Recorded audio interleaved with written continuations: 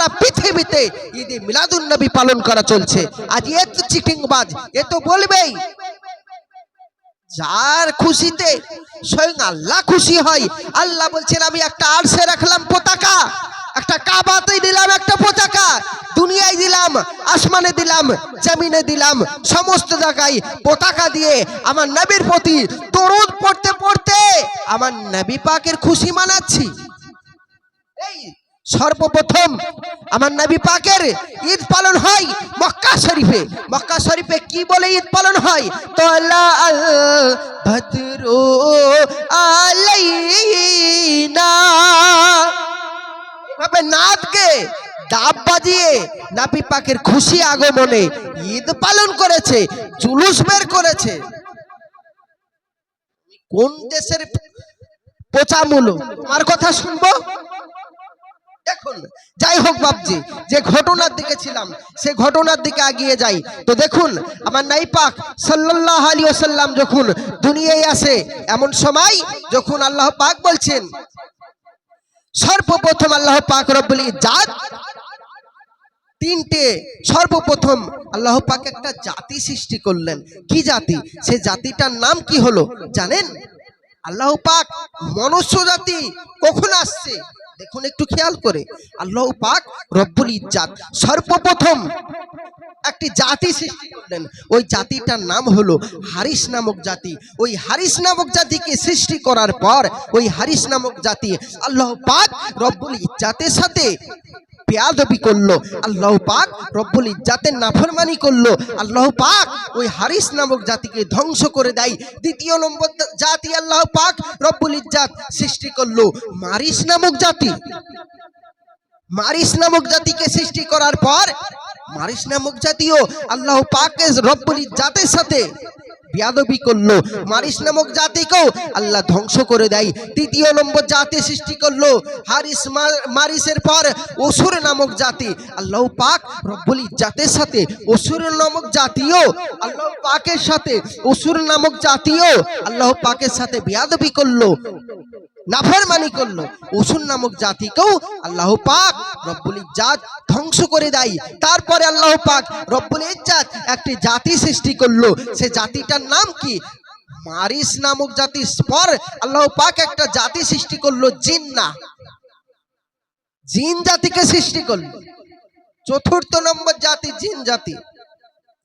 5 নম্বর মানব জাতি নয়, চতুর্থ নম্বর জিন জাতি। এই জিন জাতিকে সৃষ্টি করার পর জিন জাতি আল্লাহ পাকের সাথে নাফরমানি করলো, আল্লাহ পাক এই জিন জাতিকেও ধ্বংস করে দেয়। তারপরে আল্লাহ পাক রব্বুল ইজ্জাত একটি জাতি সৃষ্টি করলো, এই জাতিটার নাম হলো মনুষ্য জাতি। মনুষ্য জাতিকে সৃষ্টি করলো। যাই হোক, এই মনুষ্য জাতি সৃষ্টি করার পর আল্লাহ পাক নবী পাক যখন দুনিয়ায় আসে, নূর সৃষ্টি করার পর কি বলছেন দেখুন, একটু খেয়াল করে দেখুন। আমি যে বিষয়ের দিকে ছিলাম ওই বিষয়ের দিকে আমি যাচ্ছি। আজকে আমাকে বিষয় দেওয়া হচ্ছে নবী পাকের আগমন দিবসে কিছু আলোচনা করা। শুনবেন তো বাবাজি, শুনবেন তো? তো দেখুন কি বলছেন, হারিস মারিস অসুর গেল, ওরে হারিস মারিস অসুর গেল, আরে গেল জিন্না, আরে মানব কুলে আসবে এবার শাহে মদিনা, মানব কুলে আসবে এবার শাহে মদিনা। হারিস মারিস অসুর গেল, আরে গেল জিন্না, আর মানব কুলে আসবে এবার শাহে মদিনা, মানব কুলে আসবে এবার শাহে মদিনা। তারপর কি বলছেন দেখুন, গো আল্লাহ বলে জিবরিল আমিন, আল্লাহ বলে জিবরিল আমিন, বলি তোমার কাছে বেহেশতের মাঝে আমার নবীর ফুলটি রাখা আছে, জলদি করে গিয়ে তুমি জানো আসনি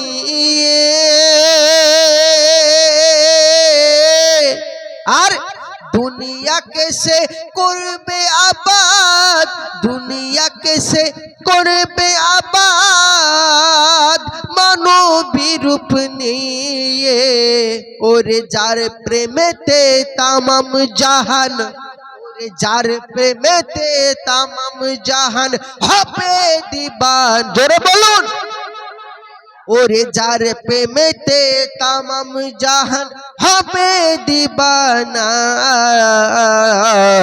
আর মানব কুলে আসবে এবার শাহে মদিনা মানব কুলে আসবে এবার শাহে মদিনা তারপর হুকুম নিয়ে জিবরিল তামিন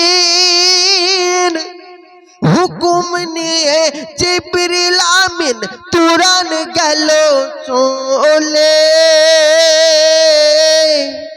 আর বেহেশতে ওই দরজা বন্ধ দেখে কভু সে না খোলে বেহেশতের ওই দরজা বন্ধ দেখে কভু সে না খোলে আল্লাহর হুকুম নিয়ে কলমা আরে বেহেশতের দরজা বন্ধ এমন সময় জিবরিল আমিন বলছেন আয় আল্লাহ পাক আল্লাহ তাআলা আজ বেহেশতের দরজা বন্ধ আমি বেহেশতের দরজা খুলবো কি করে সঙ্গে সঙ্গে আল্লাহ পাক রব্বুল ইজ্জাত বলছেন জিবরিল তুমি ওই দরজা খুলতে পারবে তখনই যখন কলমায়ে শাহাদাত পড়বে সেই জন্য বলছেন কলমা শাহাদাত পড়ে নাও তুমি ওই দরজা খুলতে পাবে এমন সময় আল্লাহ পাক রব্বুল ইজ্জাতের হুকুম নিয়ে কি করছেন দেখুন আল্লাহর হুকুম নিয়ে কলমা শাহাদাত যখন পড়ে আর বেহেশতের ওই দরজা তখন বেহেশতের ওই দরজা তখন চাই খুলে ধীরে ধীরে বেহেশতের ওই দরজা তখন চাই খুলে ধীরে ধীরে আর দারোগারে জুয়ান সে থাই ওরে দারোয়ারে জুয়ান সে থাই করে আনা জানা আর মানব কুলে আসবে এবার শাহে মদিনা জোরে বলুন মানব কুলে আসবে এবার শাহে মদিনা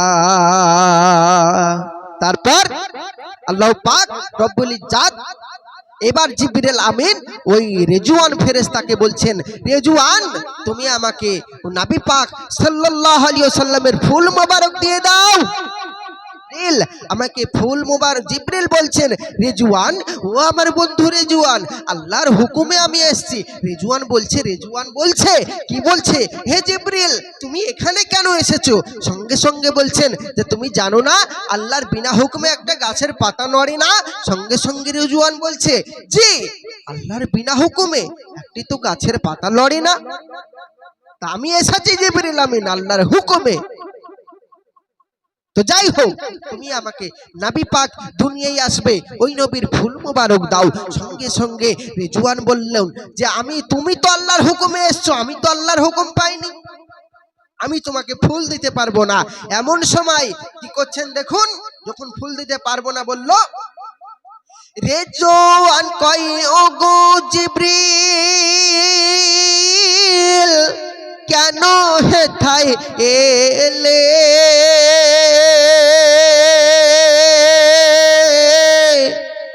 আর জিবরিল বলে পাক নবীজির জিবরিল বলে পাক নবীজির ফুলটি নেব বলে সর্পরূপ ধরে জিবরিল সর্পরূপ ধরে জিবরিল সর্পরূপ ধরে জিবরিল ছোবল মারতে আগিয়ে যায়